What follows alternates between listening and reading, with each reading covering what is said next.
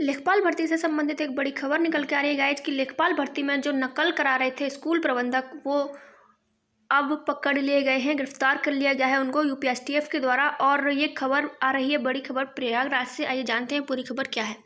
नकल का खेल हुआ है यहाँ पे, और अब इन स्कूल्स में जो जो सेंटर्स थे, मतलब यहाँ पे उनका एग्ज़ाम दोबारा हो सकता है, यानी कि यहाँ पे री एग्ज़ाम हो सकता है। तो आइए पूरी खबर को जान लेते हैं हम लोग। लेखपाल भर्ती की परीक्षा के दौरान न केवल करेली के चेतना गर्ल्स इंटर कॉलेज में नकल कराई गई थी, बल्कि यमुना पार के कई स्कूल के प्रबंधकों ने अपने विद्यालय में सेटिंग की थी। पर्ची की मदद से अभ्यर्थियों को नकल कराई गई थी। इसके सबूत मिलने पर लखनऊ एसटीएफ ने बुधवार को यमुना पार में ताबड़तोड़ छापामारी की। एसटीएफ ने 4 स्कूल प्रबंधकों समेत 8 लोगों को गिरफ्तार कर लिया है। सॉल्वर समेत अन्य फरार हैं। प्रबंधकों के व्हाट्सएप पर अभ्यर्थियों के नाम और विभिन्न सीरीज की आंसर की मिली है।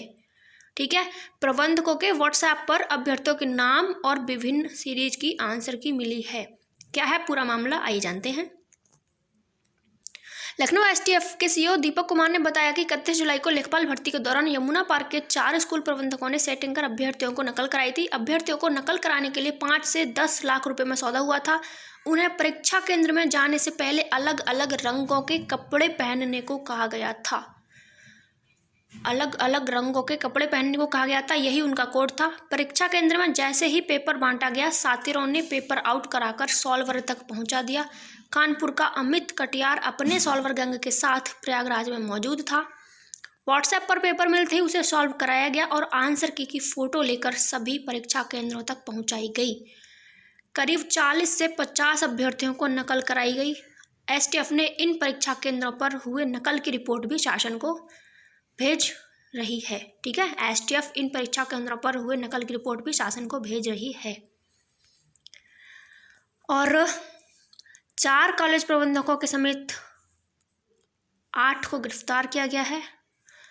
कानपुर के अमित ने सॉल्व पेपर मुहैया कराया था। हो सकती है चारों केंद्रों की परीक्षा नष्ट। तो ये बड़ी खबर है।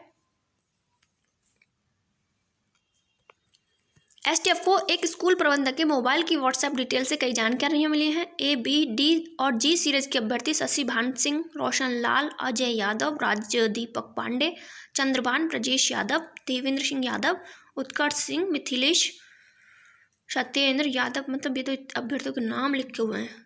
इन अभ्यर्थियों को यहाँ पे नकल कराई गई है और चर्चा है कि इन परीक्षा केंद्रों की परीक्षा निरस्त हो सकती है। चेतना गर्ल्स इंटर कॉलेज ये तो बहुत फेमस हुआ था, जहाँ पे वो एक लड़की थी रितु नाम की, वो मिली थी, उसके पास पर्ची मिली थी, बहुत वायरल हुआ था वो वीडियो। तो अब उसी स्कूल की यहाँ पे बात हो रही है। लेखपाल भर्ती परीक्षा के दौरान महिला अभ्यर्थी रितु को नकल सामग्री के साथ छात्रों ने देखा तो सेंटर पर ही हंगामा कर दिया था।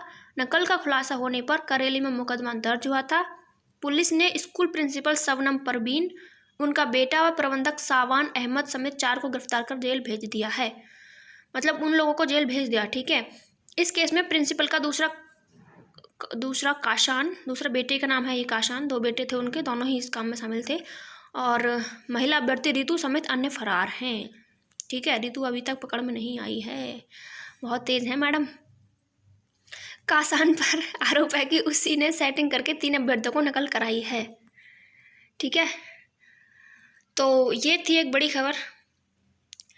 री एग्ज़ाम हो सकता है इन सेंटर्स पर। अब जो होगा देखा जाएगा। ना तो हमें एग्जाम से डर लग रहा है और ना ही